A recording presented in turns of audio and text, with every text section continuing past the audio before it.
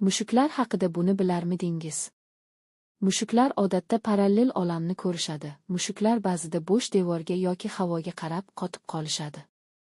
Olimlarning aniqlashicha, mushuklar inson ko'zi ilg'amaydigan ultrabinafsha nurlarini va havoning eng kichik tebranishlarini ham seza olishadi. Davolovchi tebranish, hurullash. Mushuklarning hurullashi 20–140 Gz chastotada, shunchaki yoqimli ovoz emas. Bu chastota inson tanasidagi suyaklar va mushaklarni davolash, stressni kamaytirish xususiyatiga ega. Suyuqlik qonuni. Mushuklar tanasidagi o'ziga xos suyak tuzilishi tufayli har qanday tor idish yoki teshikka joylasha olishadi. Fiziklar ularni hazillashib ham qattiq jism, ham suyuqlik deb atashadi. Qadimgi Misr la'nati. Qadimgi Misrda mushuklar muqaddas hisoblangan va boshqa olam vakili deb ko'rilgan. Agar kimdir tasodifan mushukni o'ldirib qo'ysa, unga o'lim jazosi berilgan.